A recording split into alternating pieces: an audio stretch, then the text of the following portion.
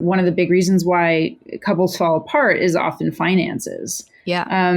And so I know for us, we have two completely different financial backgrounds. I mean, like, that's my whole career, and he's the opposite. And so a big piece of our relationship has been getting on the same page about money and about finances and about spending. Hello, everybody. You're listening to Chatting with Candace. I'm your host, Candace Horback. Before we jump into this week's episode, I wanted to do a couple shout outs. I wanted to say thank you so much to Darren, Joe Toronto, Javi, and Matthew. Thank you so much for all of those cups of coffee. You guys are ridiculous, but thank you. I could not do this without you. This week, we have Adapia joining the podcast. Now, she has a really interesting story, and I don't want to give it away, but she's also a keynote speaker and author, and she is a lady in the finance industry. So I'm really excited to have you guys get to learn a little bit more about her, and I actually invited her on the podcast to talk in the future about investing. So that'll be really exciting because we started to talk about Bitcoin, but we were running out of time. So I do look forward to part 2 of this conversation. Please help me welcome Adapia. Thank you so much for coming on the podcast. I'm really excited for this. I try to always do as much research as possible for each guest so that I feel like I can have an interesting conversation and not be completely dumbfounded. And I started focusing on authenticity a lot because that's what your story reminded me of. I guess before we jump into that, do you want to give the listeners just a brief background on who you are and what you do? Sure. Yeah. Thank you. So what I do, I guess, professionally, I'm an investor. So I'm a real estate investor, just generally invest in startups and venture and crypto. And so just all around, I'm an investor. I love it. I think it's so interesting. Also to do meaningful things with money. And that's really, really important to me, is understanding what drives investments and how much money in the right hands can change the world. So I'm super passionate about that. I do that for a living. And I actually got started working when I was 18. I was I want to go into a bank, but I didn't understand this meaning and investment and impact thing until much later. But my story is I would say personally, you could tell I started working in a bank when I was 18, very career focused, very driven, very ambitious, always very independent. And my life has zigzagged me around. I've lived in Europe. Now I live in LA. And in 2011, I actually had my first awakening when I was living in Europe. And that led me, I basically woke up in my body and was how did I get here? Where have I been all this time? The 9 years in a life and a marriage where basically I shut down. I shut down to survive in a way. Mm-hmm. And inside of a picture perfect life. And I woke up and I realized how miserable I was, how miserable my husband was, what was going on. And that led me on this beginning of this journey. So that was 10 years ago, to really find myself, to really understand, who am I? What are my values? What am I aligned to? What's important to me? And I had a second awakening in 2017 around my career. And that was the last leg I had standing. And that one was a dark night of the ego, basically. And I just dissolved, I couldn't succeed, which for me was not something I understood. I just had always been able to make things happen and make things work. And that just wasn't happening for me. And that took me even deeper into my work. And, I actually started to actually look into spirituality because I didn't have a spiritual basis. I did yoga and I understood meditation, but I didn't understand the spiritual basis of it. So I had to seek even deeper, and to finally pull it all together and realize that it's always my inner work constantly. That's my most important work. And, this idea of purpose on the outside, well, that's a consequence of what you choose to align to, your authentic self, your inner authority on the inside. And so, I have this journey where I just I'm zippering myself up. I was very separate, and now I'm zippering up and really understanding what it means to be whole and complete within myself. And basically in everything that I do, that's how I show up. And that's, whether it's work, whether it's writing, whether it's keynote speaking, it's just what's really important to me is I want everybody to feel as strong in themselves as I do and helping them get there. That all sounds incredible. And like where so many people probably want to be as far as, authentic and feeling complete and having purpose. But it's like, well, what's the roadmap to that? Mm-hmm. Right. And it's obviously not cut and dry, and everyone's is going to look a little bit different. And usually it's like stemmed from some kind of trauma, right? Like something smacks you in the face, and then that leads on to this evolution of who you are and an improvement of who you are. So it's being able to recognize those hard points and then being able to course correct, right? Like instead of just saying, oh shit, well, I'm going to stop now, or I'm just going to give up, or I'm going to like double down and I guess just fall into maybe like a victim mentality or depression or whatever it is, but not choosing to get up or choosing something different. And your situation I thought was really interesting because you're living in a different country. So your family's still in the States, correct? Like, yeah. And yeah. So there is in like Canada, but yeah. Okay. Yeah. So still in a different continent. Totally. Different language. You're married. So like you're very invested in that life and that story. I guess, how did you find the courage to say, I'm not happy and I'm going to do something different, even though I don't know what that different is yet. I just know it's not this. Yeah. Yeah.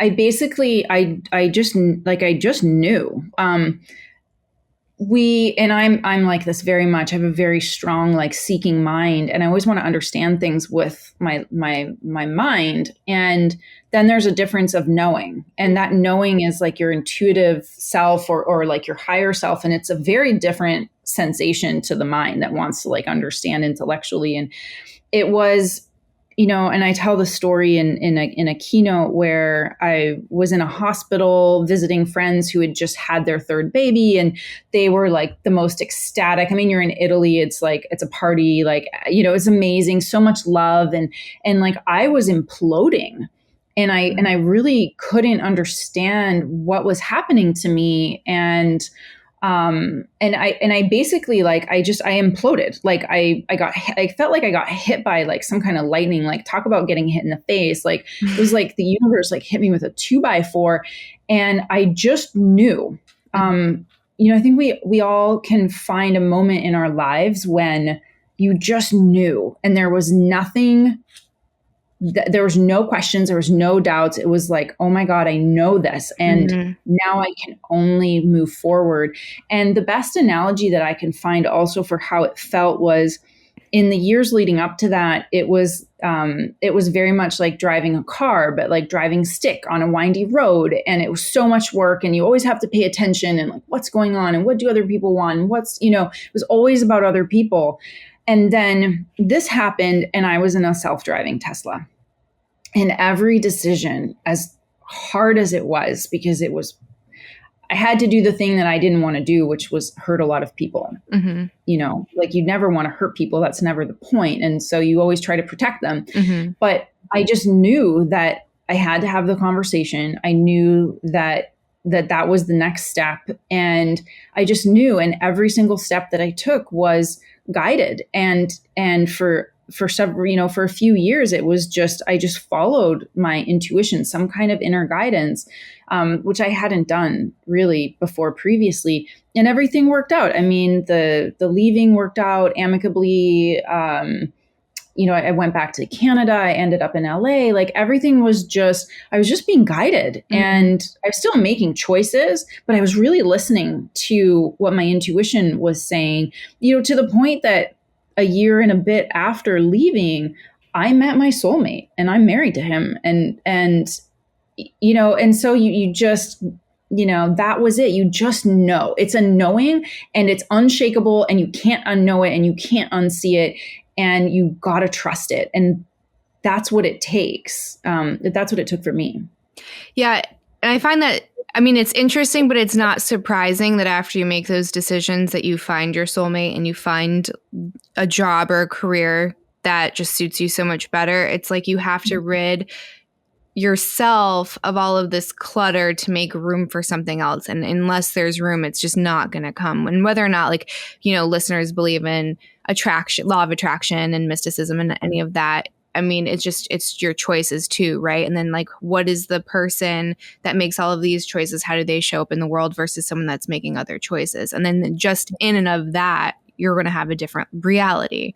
So it's like, it's adjusting your habits and your behaviors and your mindset before you get those things, like acting as if you already have them.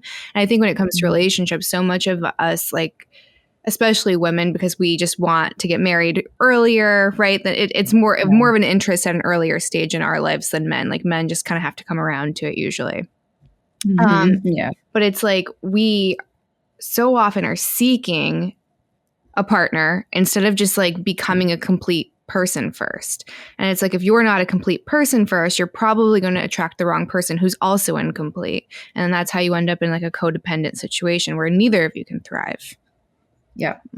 Look, like, I got married when I was 23, really young. So young. Like, really young. And that was a long time ago. I'm 42 now. So that was, almost 20 years ago. So still back at a time when things are a lot different today than they were back then, but there's still like a lot of pressure. And, I was like, when I got married, I was living in Italy, and so very different culture, a culture that, and people around me that wanted me to have kids. And I had stated very clearly from day one, like, I am not having kids. I knew this about myself. It's a very unorthodox thing to say. Like, you don't really say it. You certainly don't say it in Italy. And I was just getting like pressure, so much pressure to have kids. Everybody would ask me, and I know this now. I didn't understand this then, that was the thing that was like really crushing me. And a year into this marriage, I went into menopause. I was 24. My body stopped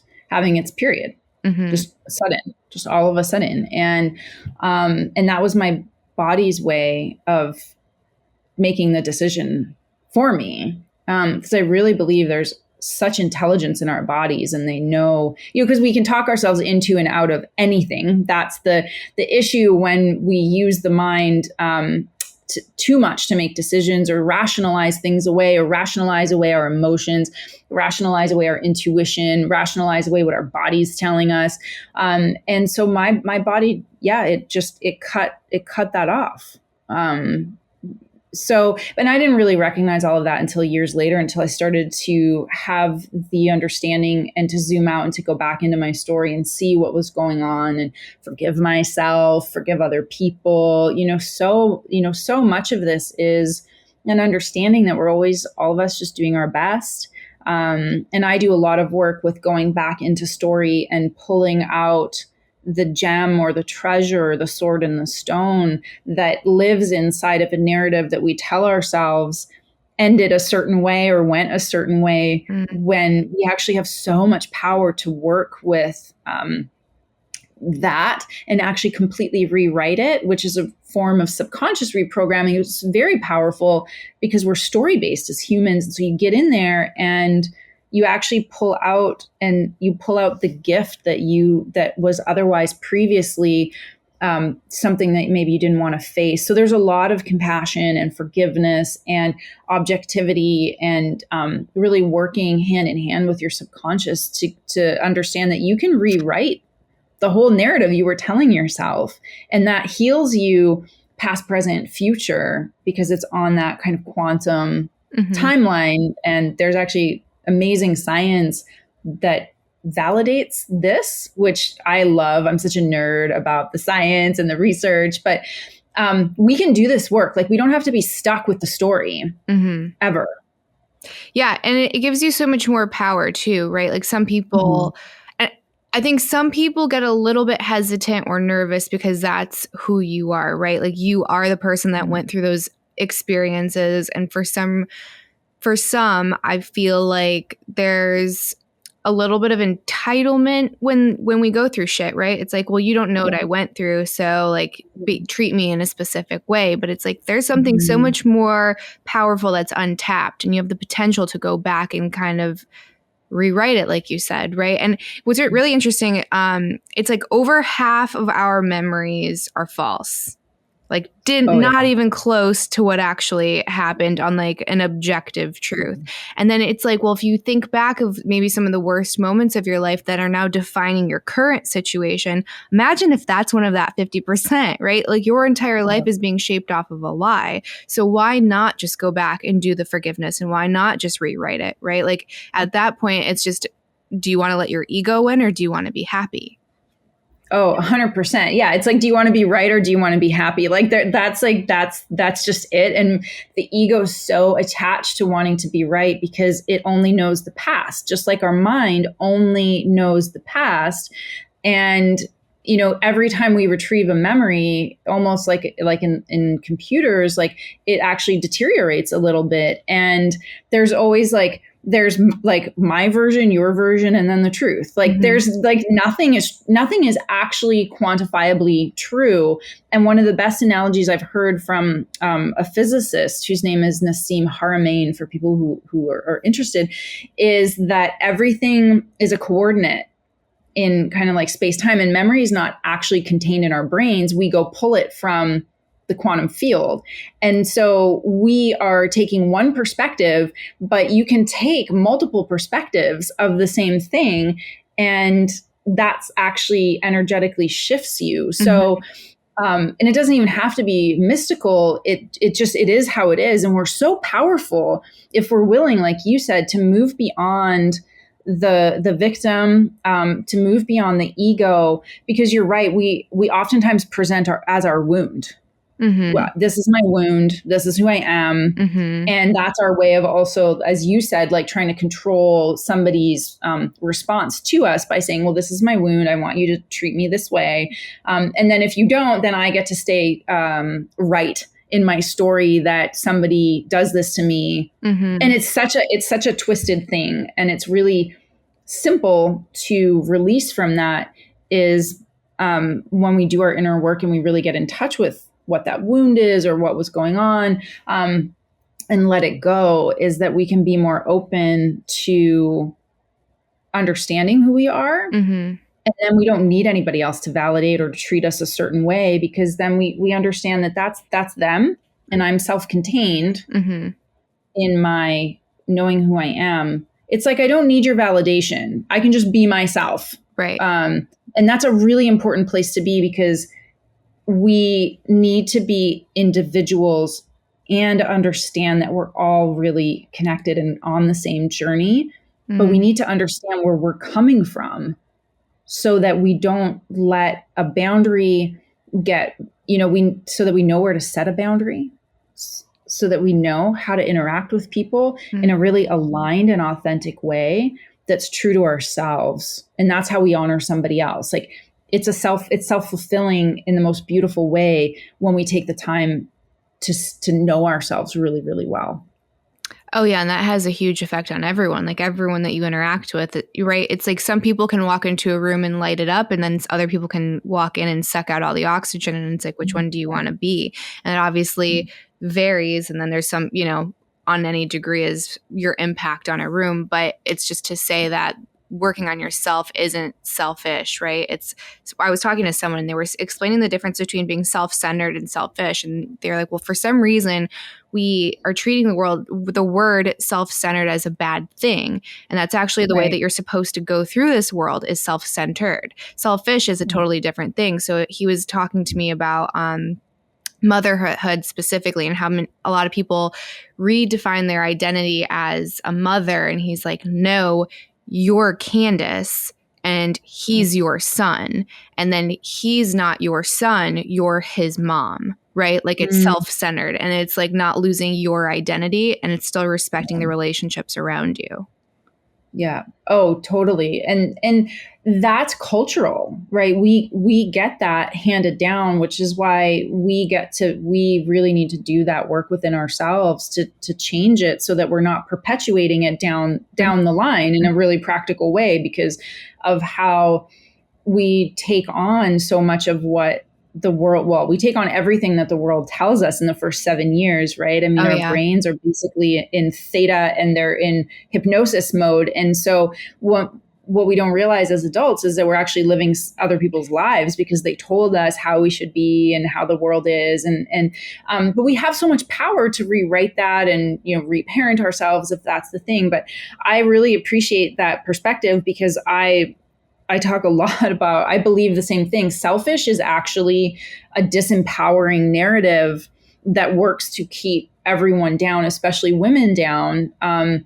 And self-centered, like our heart is like the center of my own universe. My heart is the center of my universe. Your heart is the center of your own universe. And so we can also recognize that in each other, like you're the center of your own universe and I'm the center of mine. And so I've come to a place now where, to the best of my ability, I really respect people. And then like, I don't want you to be different. A little harder with my family, but like, it's like, I'm not going to tell you who you need to be or how you should behave. Like I have preferences about how I would like the world to be and how I want people to treat each other, of course.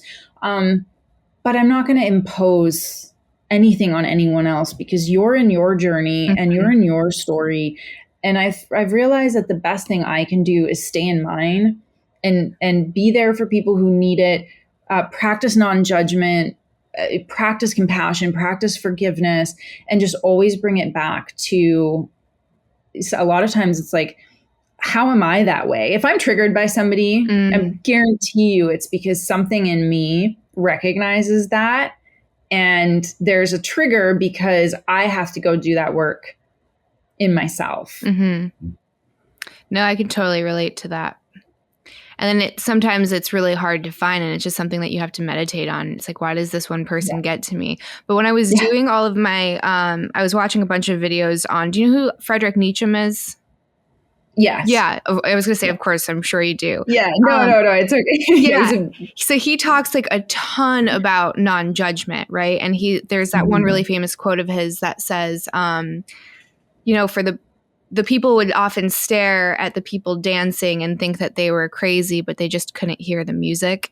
And it's like, it's being authentic and not stopping your dance, right? Just because someone else doesn't understand it. And he, like, the narrator used like being gay as an analogy, and being gay in like a very religious family. And it's like, maybe they just can't hear your music, but that doesn't mean what you're doing is wrong, right? And then not to judge them either because you can't hear their music. And you just both, like, it's not trying to force anyone into your camp because, again, everyone's on their own path and they have to figure out, where they're going and what's like their course, and just like staying true to yourself and not letting anyone else's negativity or judgment like take away from your happiness. And it's so much easier said than done, but it's like, if you're truly confident with who you are, you know who you are, and you know why you do the things that you do, and they're not in like a malice way, right? Like you're being yourself, but you're not hurting anybody else physically.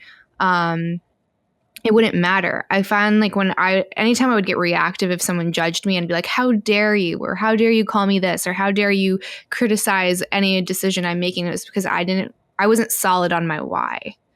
And then, you know what I mean? And I had to dig into that. And sometimes that's really uncomfortable because if you're like, well, maybe I did this thing that society is saying is so bad and I don't know the answers to it, that could be a problem. So maybe I need to figure that out. And it has nothing to do with the other person usually. Yeah. Oh, it's always that. That's why, like, often my husband will sometimes he'll ask me like, why do you do so much work? Or do you think you're broken? Like, he'll question me on this, and I'll say, no, it's because I know that by doing this, I understand myself better, which means that I can have better outcomes. I can have better relationships. Like, I can tell you, and you mentioned this earlier, when I met him, I spent the whole year after I left that first marriage just with myself. I was like, I need to know who I am because I really don't know who I am. When I met him, I had reached a point where I felt ready to be with someone. But for almost like for a good year, I was good. And I was walking around, I'm never going to date. I never want to be with anyone. I was like so excited to just be with myself and spent so much time getting to know myself and understanding myself. And I was surprised when I met him and fell in love, and I knew it right away. And it was challenging. Like, it wasn't like this any kind of fairy tale. Like, it was challenging. The relationship's challenging, and we both continue to show up and we step up. And so much of it is a reflection, and so much of the relationship is me doing my work and hearing things that I might not want to hear. But my practice is reflecting on, how is this true? Which totally destroys the ego.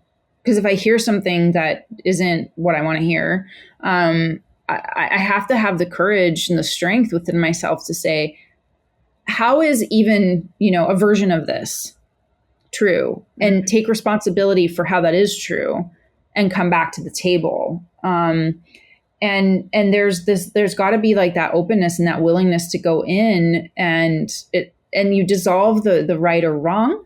But it starts with, for me, really, it started with finally understanding who I was. And that was I made that very clear. And even to this day, like, if I'm mistreated, I'm out. I have no obligation to anyone who mistreats me. Absolutely not. And so you kind of like, I was able to set a totally different level from which that was a foundation that started in me. It created a foundation for us. And that's the foundation that holds us every time we face a challenge. So when it comes to self-love and boundaries, I think obviously both things are wonderful, but like anything else, there's a dark side to everything, right? And I would say one of the dark sides of self-love that I see, especially with like the millennial crew, is like, I guess, like just being so averse to conflict, like not wanting to do any work. If it's not easy and if it doesn't make you feel good, if you don't have like this hedonic, visceral reaction to it, then it's not for me and you're toxic. And the same thing goes with boundaries, right? Like, so I think it's very important for everyone to have boundaries. I think everyone deserves to be treated with respect.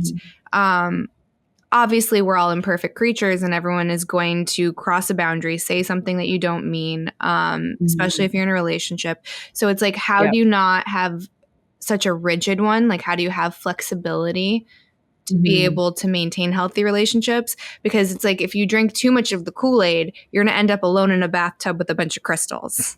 Do you know what I mean? Oh, no. Yeah, no. Oh, my God. So much. So I think it starts with this idea that I don't agree with this whole like good vibes only, because we're not good vibes only ever. And so much of our growth and so much of our power is in confronting the lower vibes, if you will, or the shadow self. And if we put ourselves in immediate judgment that anything that's not light and love and high vibration is bad, then we can never have self-love.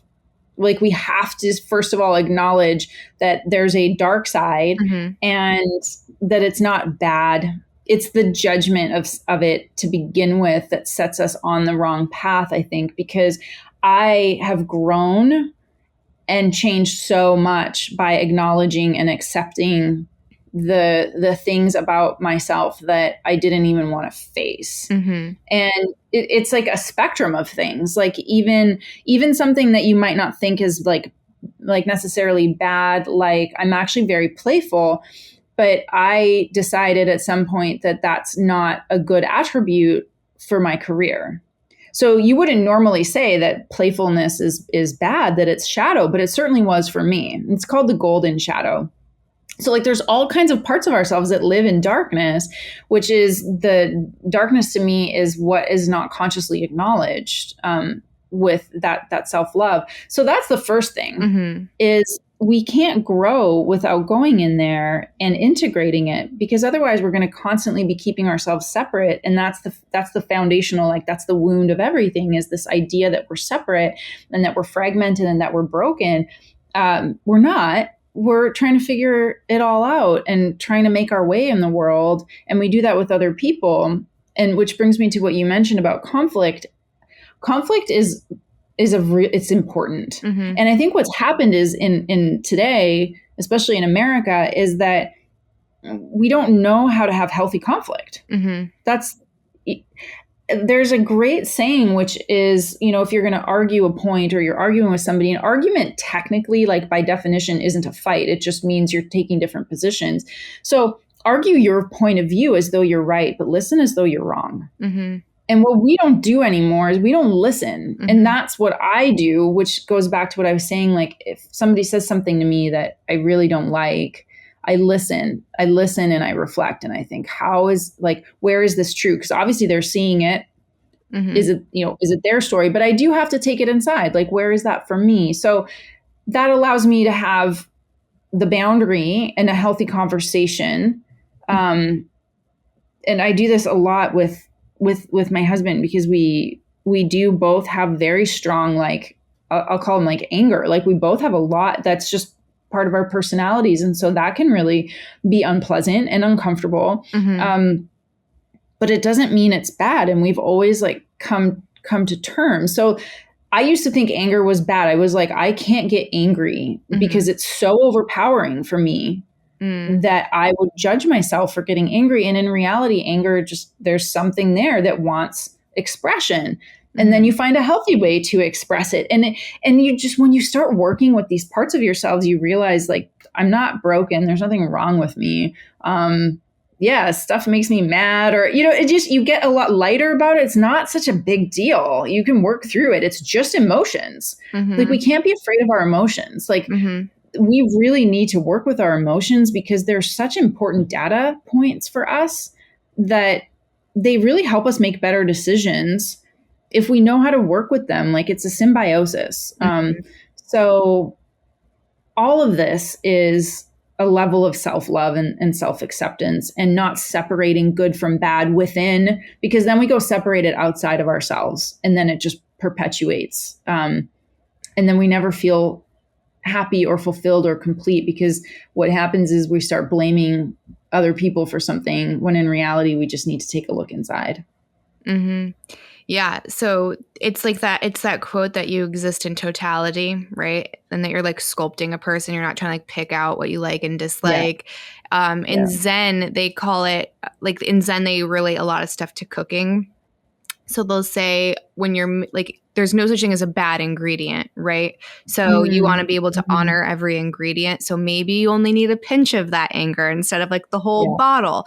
And it's like knowing when to use it, right? Like you're not going to dump in a bucket of ghost peppers. Like it's just like being very intentional with those things. And I think you said it beautifully, right? It's just, there is no bad emotion. It's just like, well, how can I do this in a constructive way instead of a destructive way? And I'm very similar too. Like it's very easy to like turn that flame on for me. Yeah. So I have to do a lot of work and a lot of self-regulation so that I don't express myself in a way that I'm like, oh man, that's embarrassing. I wish I had, put in a little bit more self-work or effort or a little more of a filter. You know what I mean? Because that's not how I want to show up. And it's not saying it's bad, but how do we do this in a positive way? Like, how do you want to show up? Yeah. And that's a really like healthy approach, right? Because you're also giving yourself it's almost like pre-forgiveness that this is going to happen. Like this might happen. It doesn't mean I'm bad. Like it's not, I am that emotion. I had that emotion. I experienced that emotion and I had that reaction.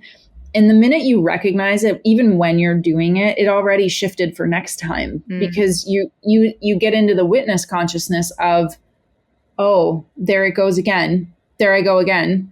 And the more you do it, the less it happens or the less intense it feels. Like I found for me, it just feels less intense and I'm less attached to whatever the outcome is. I mean, there's times when I know I'm angry about something and I will pre-say it. I will say, listen, I'm in a bad mood today or like something really pissed me off. I want to be in my anger. So just, I need you to let me be angry. Cause usually like the anger plays off of itself. I'm like, this is how it is. Not about you, not about anything. I just need to be angry and vent. And that's been like a massive practice for me is finding people that I can talk to and say, hey, like, I just need to vent right now. or complain or, whatever. Cause it's like, I need to like open my bag of complaints. And I just need you to listen to me. And by the time you've even started complaining, you're laughing because you realize it's just some energy that wants to move and it's all ridiculous. And it's like the fastest thing for me to get rid of, like an emotional burden is actually to laugh at it. Because I realize how ridiculous I sound as I'm saying it. But if I don't give myself the opportunity to say it out loud to someone, it just spins around in my head and reinforces itself. But as soon as I say it out loud, it's hilarious to me. I'm like, I'm ridiculous. And everyone's laughing and poof, it's gone. It's done. No, I think that's it. So that made me think there was this advertisement that went a little viral. It was for Midol. I don't know if you saw it. I retweeted it because I thought it was so ridiculous. I saw it on TikTok. So it's obviously geared towards, Gen Z millennials, because we're the ones still having periods. And it was like a bunch of young girls saying, I'm not apologizing. And saying like, I'm not going to apologize if I was being a bitch because it's my no apology periods. It was like, I'm putting my stake as the strong woman. I don't need to apologize to anybody, let alone a man. And I had to show my husband, I was like, I think this is such a bad example for young women. So what I do, because I get really bad PMS, I have endometriosis and PCOS. So like my hormones are just crazy. I've also an autoimmune issue, and that's also affects my hormones. So it gets a little crazy when I'm on my period. And what I'll do is I'll be like, listen, babe, like I'm going to be on my period. I already feel like I'm like very like more reactive than usual, or I'm stressed, or I just want to cry. Like I just like let him know it's good. This is the week. Right. And then he can act a little bit, more, I don't want to say cautious, but just like more aware. Like he's just more aware of and more intentional with how he behaves. Right. Because he's being sensitive to me. But that precursor helps. It helps both of us. But if I do go off the walls, I of course apologize because I love him. And I know it's my hormones. Like I'm not so like, it's not my ego talking. I'm like, I'm not apologizing. Like 100% I'm going to apologize because I love this man. And that's not how I want to treat my husband, or that's not how I want to treat my friend or my mom, whatever. And I was like, this is like the quickest way to end up alone. Like you want to say that you're not going to apologize because it's hormones. I think you still have to, right? Like you're not those bad decisions. You're not your emotions. I feel like that's the truth no matter what, but we all live in seasons. So it's like, just because a man doesn't have a period, he can go through a season where he's more like short tempered. Does he not apologize because like he's in a season? Of course. Yeah. Right. Yeah. Oh man. So. Yeah. It's a really good point. Yeah. I mean, you can die on that mountain and you're going to die alone. Right. Or you can get off the mountain and just be open and honest. And I think that's the hardest thing is it was really hard for me to apologize at first because I really was like, no, I'm right. And then I would just sit in this like internal, like little hellhole of suffering. And you could wait, you could wait forever for someone else to apologize. And it might not ever happen. So it really is like, it's back to you. And I do the same thing that you do. I'm like, hey, like, I'm just going to give you forewarnings so that they know how to regulate them. And in my experience, I don't know about your husband, but mine, like he's because I've told him he can't read my mind, then he knows what I'm going through already. And then will act accordingly. Because otherwise, if he doesn't know what's coming and I unleash, and even just then it's like the worst thing in the world. And the other thing that we do a lot is we realize like we literally don't speak the same language. Like we speak English, but how I give meaning to words and what he thinks a word means can be two completely different things. And also when either of us says something, we're really only interpreting it based on our own paradigm or want or what have you. And so a lot of times it's a conversation around, I'll say something and then he'll say what he thinks it means, and it's maybe unconscious. And I'm like, hold on a second. That's actually not what I meant. Mm-hmm. This is what this means to me. Mm-hmm. And I've realized in our relationship that he has completely different definitions of words mm-hmm. than I do. And so it's oftentimes like a reclarification, so that we're actually on the same page. Mm-hmm. Otherwise, we're on two completely divergent paths, even though we spoke words to each other that are in the same language. Mm-hmm. And so that's been like a newer practice that's really opened my eyes to understanding, like, just because you speak a language doesn't mean that the other person's hearing what you said. Mm-hmm. Especially if there's emotions involved. Yeah. Mm-hmm. That happened the other day. We were leaving our builder's office. We had like a meeting to like pick out stuff. And I was like so frustrated at the process right now because, I mean, it's like COVID, everything's taking long. No one has workers. Like, It's just the worst time to build a house. But here we are. And I was expressing my frustration at where I thought, like, the ball had been dropped and blah, blah, blah. And he's like the opposite. Like, he is as chill as a cucumber and everything will work out. And it's good that we're delayed because it's the summer of crypto and he's just going to crush it and it's all fine so we don't have to pull out money. Like, that's just how he sees the world, right? It's like always like, what's the gift? Which is amazing. But I'm the opposite. Like, I'm so risk averse that I'm just like, well, where's the potential threats? Where are the booby traps, whatever. So I forget the words exactly, but he had said something and I had interpreted it as like I was wrong somehow. And that like, I don't know, our realities of the meeting were completely different. And then later that night we had to like rehash it all out and say like, whoa, I thought you said this. And he's like, well, I thought you said this. And even though, like you said, the same words were being used, same language is being used, we both heard totally different things. So it's being willing to like admit, maybe I'm wrong in this scenario. And they've actually done studies on what's the best predictor of a relationship lasting, like a marriage lasting. I think it was Tony Robbins that did this, and everyone was like, oh, it's going to be positive communication, which is what Gottman says, and it's not. So the number one predictor is assuming the best out of your partner. So whenever they do something, it's like, okay, but well, what's the best possible reason that they did that? Or what's the best possible reason they said that? And if that's like your neutral, if that's just like the lens that you're constantly looking at, then you have like a really good shot at staying together. Oh, I love that. Mm-hmm. Yeah. It's like assume the best intentions. Yes. Yeah. Yeah. I was also thinking as you were saying that, one of the big reasons why couples fall apart is often finances. Yeah. And so I know for us, we have two completely different financial backgrounds. I mean, like that's my whole career, and he's the opposite. And so a big piece of our relationship has been getting on the same page about money and about finances and about spending. We completely rebuilt a home that we bought in 2015, sold it last year. So I know what you're going through. We actually did a lot of the work ourselves because he's an architect and construction.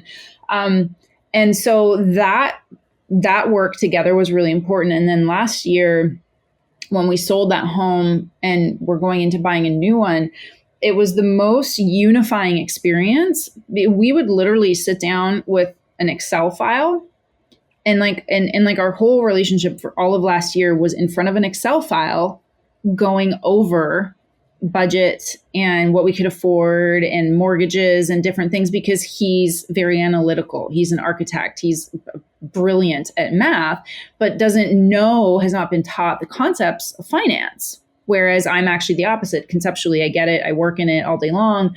And so we would sit, and by my ability to show him visually on an Excel file, here's what's going on, it clicked. And then all of a sudden we were on the same page. And some people might think that's ridiculous, but actually like with the visuals, with like being on the same page, like whatever it takes, and also like the openness to have the conversation. I'm not saying you have to have like the financial models like we were doing, but just to be able to like stare a thing in the face that can be a huge problem.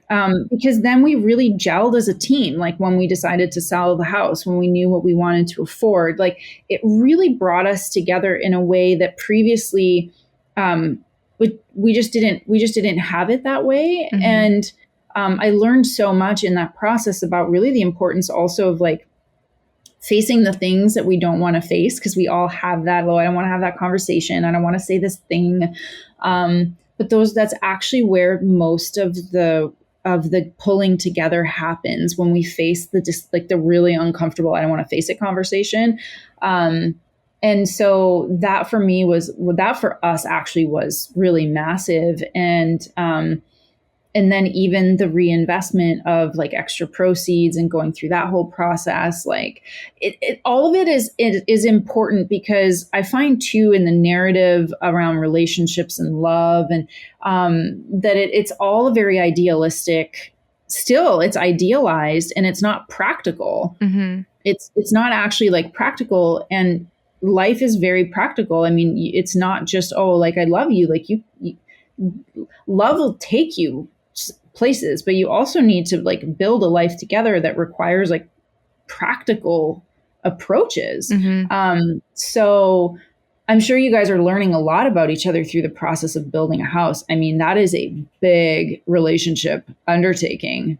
Oh, I'm sure. Yeah. We haven't even broke ground yet. And it's been like a year and a half that we've been working on it. Like that since we've like bought the lot, the design and all of that. And it's still kind of chaos. I'm like, I had no idea how many steps there were, how many people were involved. It is mind blowing.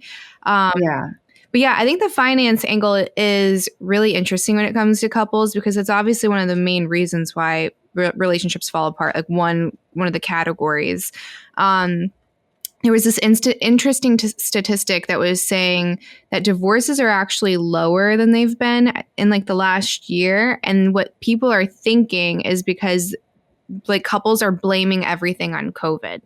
So instead of like having those conversations about whether it's money or love languages or quality time, like any of that stuff, like whatever your needs are, it's like, oh, well, I'm just stressed because of COVID, or I've been behaving like this because of COVID. Well, you know what I mean? And I'm like, well, I feel like that's going to backfire. Like that's kind of putting a Band-Aid on a very big problem, because that excuse is only going to last for so long. So I guess what's fascinating to me, and maybe it's because I'm naive or just like romanticizing my relationship, but when I look at my husband and I'm like, we could lose everything, like I would want to be homeless with you. Like I would want to, you know what I mean? Like I would want to be under the bridge with you, and we would figure it out and bootstrap it and, you know, go back to our happily ever after. It's like money isn't going to fix anything, and you could have that be the determinant of like your happiness within a relationship. But I just don't understand how that problem can break down a marriage. So I was curious if you wanted to provide insight. I'm thinking about this as you're saying it. I think it comes down to values, because money is a tool. I think fundamentally, if we take like a big step back around it, is what we make money mean. And that for everyone, I think is where a lot of things start to go a little sideways, is what we make money mean. And everyone has like a different version of it. And so if we understand that money is a tool, then that's a great place to start. It's not the end game, and it's a tool and a vehicle, and it's important. And it's really important because we live in a world that requires us to obtain and circulate money. That's just how it is. Like I'm also, I do a lot in the crypto space as well. So I laughed when you said your husband's thinking crypto summer. And like you get into this world, and I'm like deep in the world of finance. There is so much money in the world. Oh yeah. Like so much money. And there's a narrative around scarcity. And this is not to minimize people who don't have it right now or who are suffering, because there's a lot of them. and it's systemic.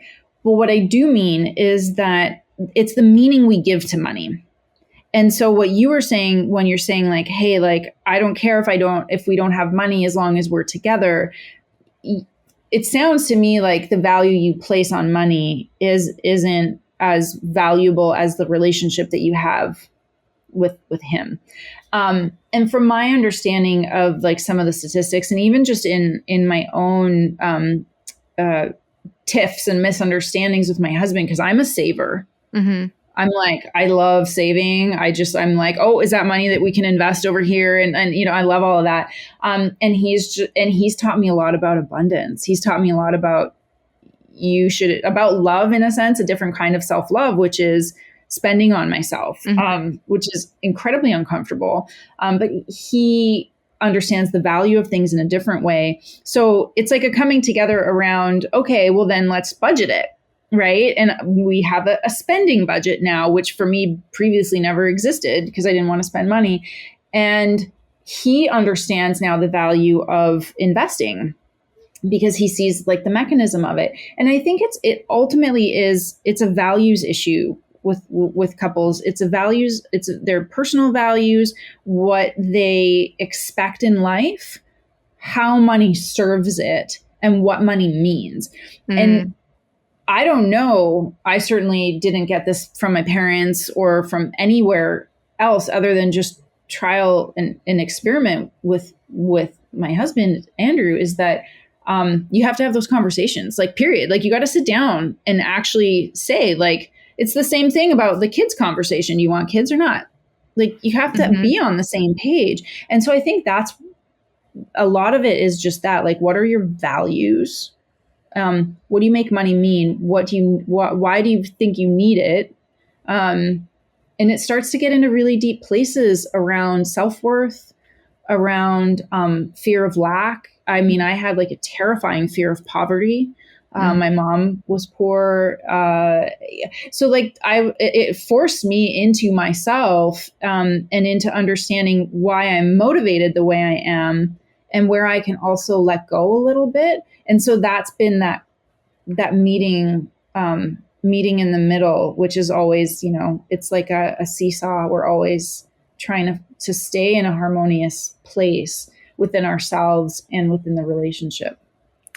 So when it comes to these values, whether it's like around finances or if it's around having children, so if you have someone and like they're aware of their values, but they're not acting on that, does that tend to be like a deficiency in like that self-love category?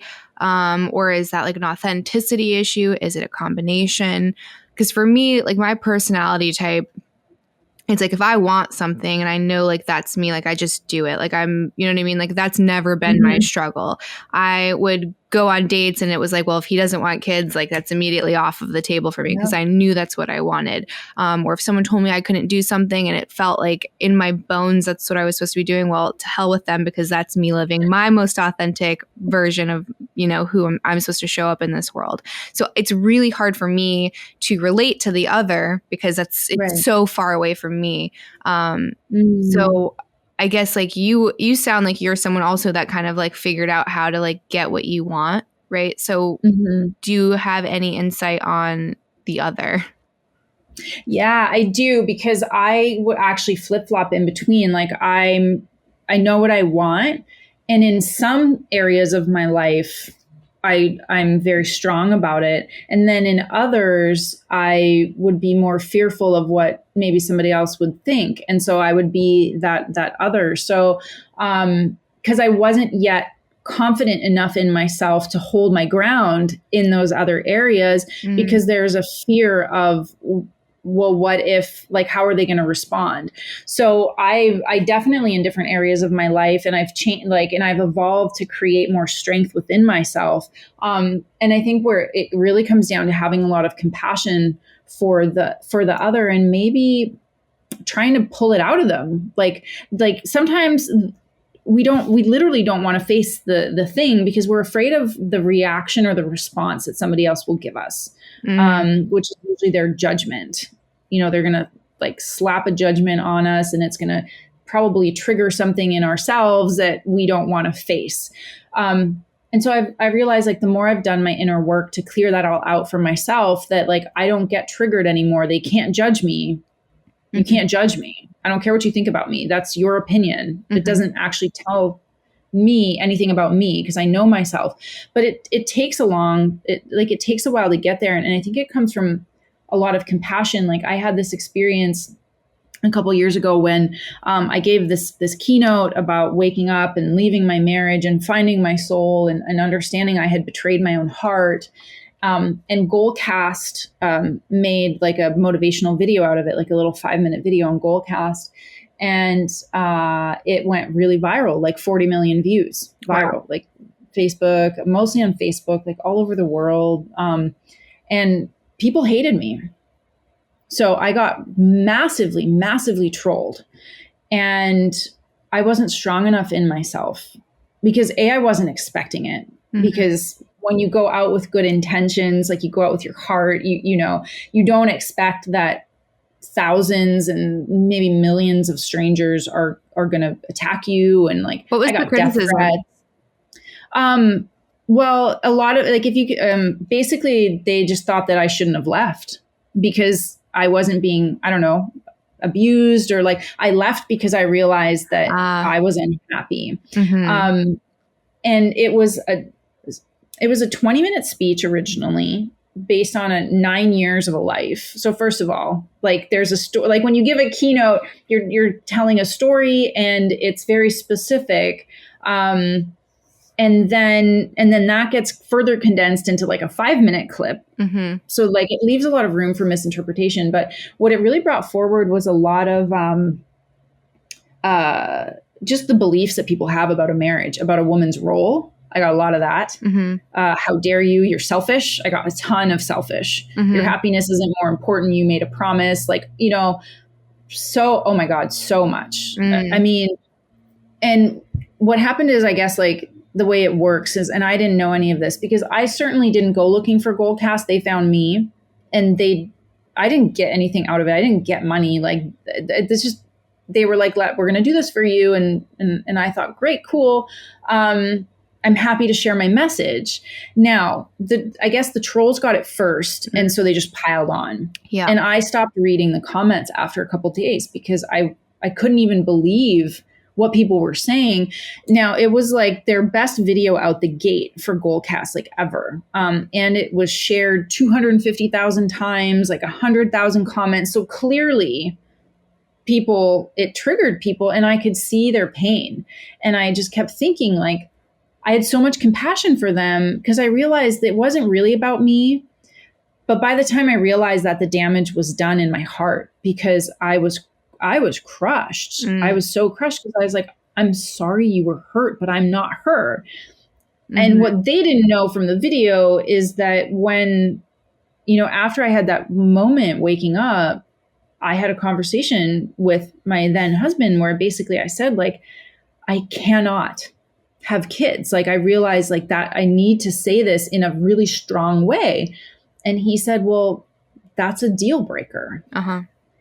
Right. So I was made to be this villain because I didn't have a good enough reason. I wasn't being abused, or I don't know what people's good enough reasons were, but apparently it wasn't good enough for them.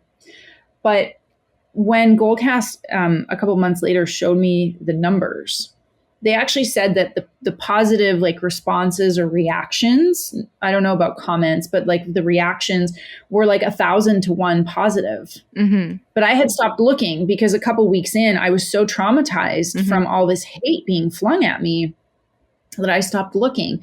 And then I got all these messages of people saying, thank you for saying what you said. Thank you for the courage to be so open and honest and vulnerable and authentic about your story. And I mean, I got messages from women all over the world, some of them in arranged marriages. A lot of them were saying, like, I didn't know that anyone else felt this way because they felt trapped. And they were like, it's this idea of good enough. And if you ever read Glennon Doyle's book, Untamed, it's different for her and her personal story, but the mechanisms are the same. It's this idea of telling ourselves, like, well, you've got it pretty good. So you should just shut up and be grateful for what you have. It's good enough. But inside of yourself, there's something more, and that will not go away until you address it. And so there's a lot of pressure that we put on another person in a relationship, right? It kind of goes back to the selfishness is also we reverse that, and there's these ideas that your partner should make you happy. No, absolutely not. You should make you happy. And that's number one, because that's a whole lot of responsibility to put on someone else. Yeah. Right? Like, no, you have to make me happy because Disney says so, or the movies say so, or whatever says so. And in reality, you're both individuals that are on a learning journey together. And that journey also might not always be together. Yeah, it's hard to articulate because, so we talked about seasons earlier. I think that there's a difference between the relationship going through a season and then just knowing that it's not the right one, right? And they're going to sound the same. And like, I see that's probably what happened with the talk, right? Is everyone was like, it's just a season. You're supposed to wait it out. But there's a difference, and you only know the difference if you're in it. And I guess it's interesting. So you guys, when you met when you were younger, you got married very young. Did you guys just never have the kid conversation? We did. I mean, I said, I don't want to have kids. And he thought he'd come around. Response, yeah, exactly. She will come around. She's young. And that's what everybody would say to me. And like everyone, they just can't fathom how a woman wouldn't want to have kids. But I've always known that's not my path. Like, it's just, and I still don't have kids. We don't have kids. We're not going to have kids. And that's just not my path. And I know that. But that's, again, like what we rationalize away. Like, you know, like for him, and he always wanted to have kids, and he has a baby now. That's all he ever wanted. Like he got what he really wanted, which was a baby. But, I mean, look, like we're always like, truly, I feel like I know who I am a lot more today than I ever have, but I still don't know everything. Like, we're always getting to know each other. And I think that's why for me, I make my personal work the foundation of my life, because the more I know myself, the more honest I can be with myself, the more honest I can be with other people. And I feel like the more I get to know myself and really understand myself, the easier it is to set the boundary, to go for what I want, and to know how to have uncomfortable conversations that I don't have to make them mean anything. I certainly don't have to take them personally. And it's always coming back to that self-centeredness. 'Cause I'm in charge ultimately of how I respond to life and what meaning I make out of what somebody says. And like I said, like, I didn't have the fortitude when I went through the trolling to not take it personally. I mean, I internalized it, like all those poison arrows, like I just let them come in and I let them lodge in my body. Because I still had shame about it. And so it was a big, lesson, if you will, around really, I still needed to forgive myself for a lot more. And I needed to let go of a lot of things that I still held in myself around that decision that I made. And so, which kind of brings me back around to the going back into our story and reliving it and re-experiencing it and seeing it from different perspectives and recognizing that we're always just trying to do our best with the perspective that we have, with what we know.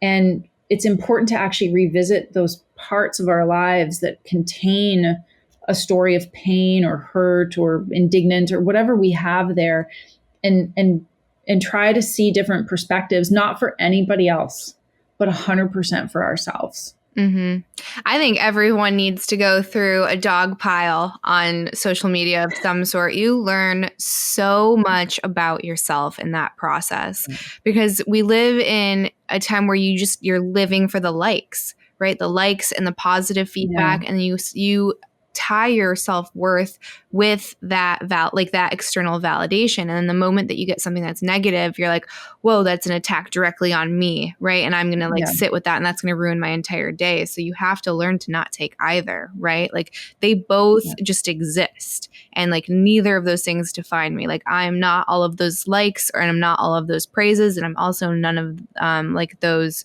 criticisms either. And it's hard because like, unless you have a big following, it's probably not going to happen unless you have something that goes viral. But I think that we just like don't know how to deal with that, right? You learn it's not a big deal. You can have like 1,000 people send you like hate mail or say that you're the worst person alive, and then you're still fine. You're going about your day, right? Like they're just on a keyboard or on their phone, and they're the ones that are experiencing all that angst, and you don't have to, right? So it's being able to like detach from all of that. The shame thing's interesting too, because there's a quote by Nietzsche as well. I did a lot of his videos today. He was saying, as long as you're saying yes to shame, or as long as you're living in shame, you're saying no to life. And he was explaining like that was his real big issue with religion back in the day, was that they operated in that field, right? Like they needed to to reflect shame down onto you through sin, because that's the easiest way to control somebody, right? It's because they know you don't want to feel bad, and they know you don't want to look bad. So if they can kind of like control that situation, then they can control the masses. So it's like one of the lowest vibrations you can also exist in. I think it's like right above apathy. They're like cousins. And it's like, well, where do you expect to be if that's where your narrative is? Like, are you going to be happy? Are you going to be like manifesting the things that you want in your life? Are your friends going to be happy? Are you going to be pleasant to be around? And so much of that requires forgiving yourself, and then also knowing why you made certain decisions and being okay with that. Right? Like even like we don't always make good decisions. There's going to be plenty of bad ones. I'm sure everyone's made plenty of bad ones, but it's saying, okay, I did that probably because of this, and I'm going to move forward. Like I'm not that mistake. I'm not that decision. And just like seeing how much your life changes. Yeah. It's everything you said resonates a lot. And I will say, so basically like after, and this is the shame piece, because it's very subversive.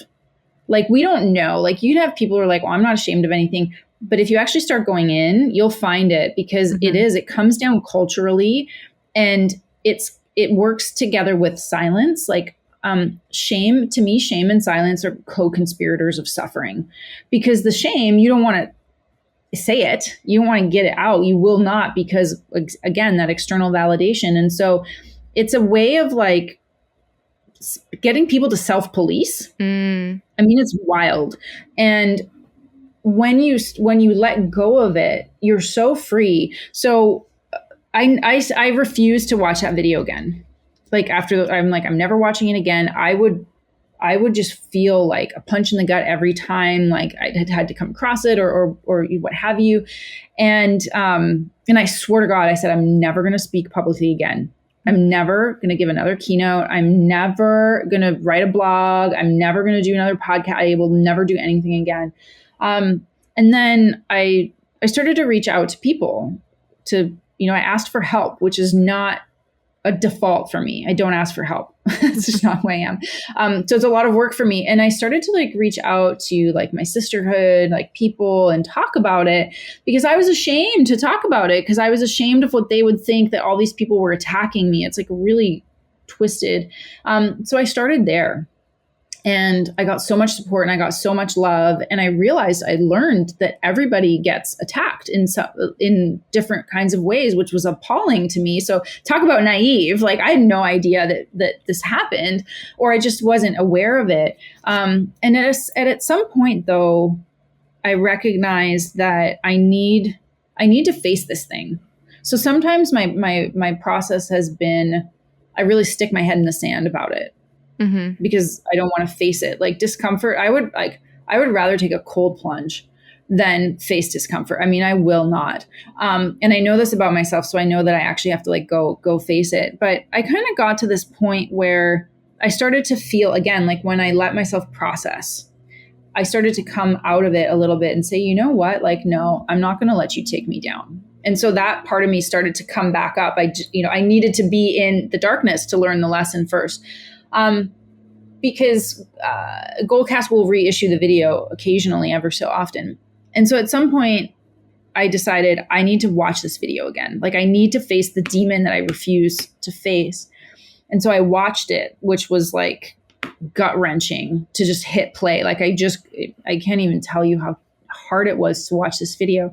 And I watch it, right? And then I'm watching it, and then all of a sudden, as I'm watching it, I realize, like, oh my God, this is a beautiful video. It's a beautiful story. And I'm watching it as the video, not as me, because at that point it was not me.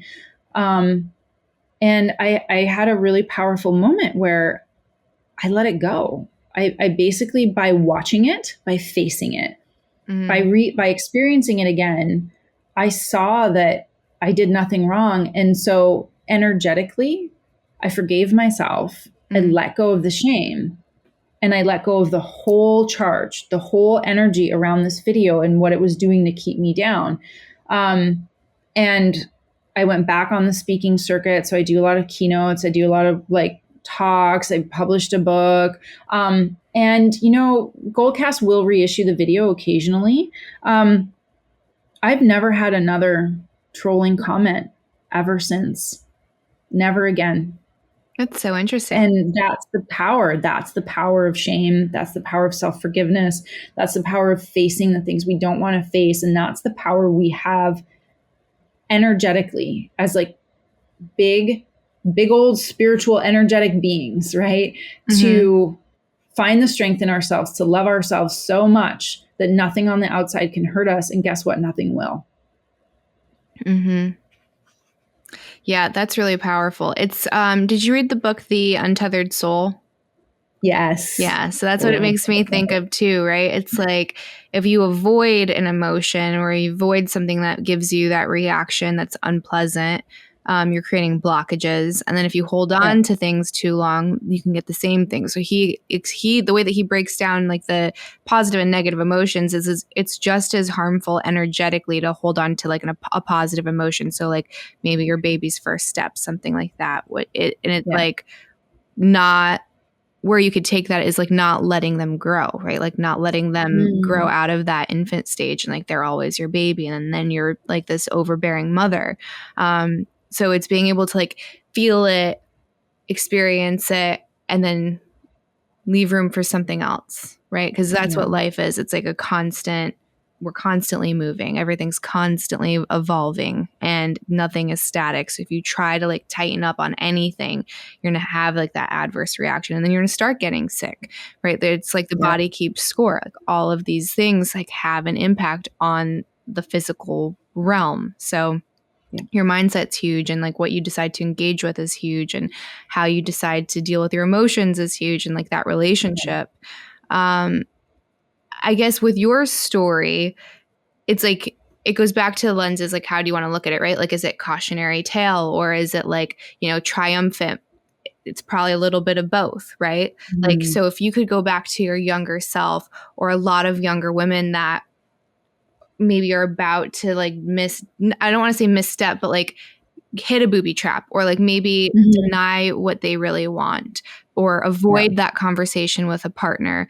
Do you have any advice to, I guess, maybe avoid some of the pain points that you endured? Yeah. I would say the very most important thing that I've learned out of all of it is trust yourself, like trust that impulse that's inside of you. And you know what I'm talking about because it's not your mind saying crazy things and like at a level, let me put it this way, of soul, of like higher self, of soul, knowing has no doubts. So if you have a doubt, that's your mind. But there's a place inside of you, which is why often when I meditate on the heart. And Heart Math has incredible research and meditation practices for this. You'll always get a really clear answer.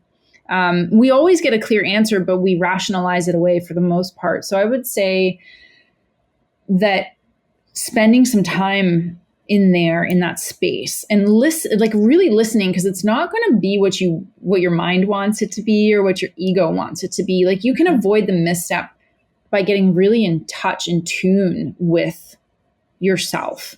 And like, I actually wrote a book called Productive Intuition, and the nexus of the book came because I was so sick and tired of saying I knew it every time something went wrong. And then also on the flip side, realizing that every time things went swimmingly, beautifully, was when I really listened to my intuition, totally non-rational. And how important it is to find that place in ourselves. And it's not hard to do. So I would say anyone that's like, and look, the booby traps help us grow as well, but you can't avoid them by really tuning in and listening to what that place inside of you, that part of you, has to say, and you'll feel it. Usually a yes feels very expansive, like you feel open, your energy feels like really like open and like kind of peaceful, and a no will usually feel like very constricting, like you're coming into yourself, like you want to close in on yourself. Like, that's a pretty clear physical signal that we all have, that is really helpful to knowing whether something is a yes or a no, and working with that. And the second thing is that if you decide to do what you want anyway, and it doesn't go well, don't beat yourself up. Like, that's going to it's going to make it even worse, right? Because it's like, okay, I didn't listen to my intuition and this happened. Like, okay, snap. I got to get out of it. I'll know better next time. But don't sit in shame and judgment and self-hate. Like, that's the worst thing. Like, have you read the book Letting Go by David? Yeah, David Hawkins. Okay, amazing. Yeah, such a good book. And you mentioned The Body Keeps the Score. I think that's like should be required reading. It's seriously such a powerful book. But it all comes down to this and Untethered Soul, where it's like you got to let go of everything and just be an empty channel, which our minds are like, what? No, I don't understand. What do you mean empty? Or what do you mean I just should let things go, because it's not how we're mentally wired.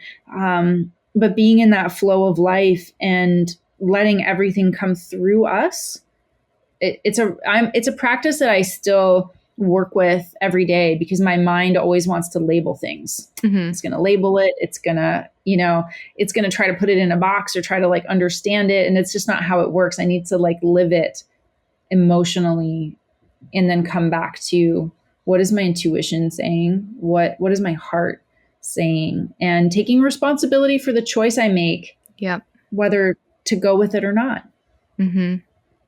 Well, this was absolutely amazing. Before we head out, do you want to tell the listeners where they can follow you, how they can support you, and any projects that you might be working on? Oh, sure. Yeah. It's been so amazing to have like this big open conversation about so many things. So if anyone wants to, read my book or learn a little bit more about me, you can go to productiveintuition.com, and it's also on Amazon and Barnes and Noble and like all the good places.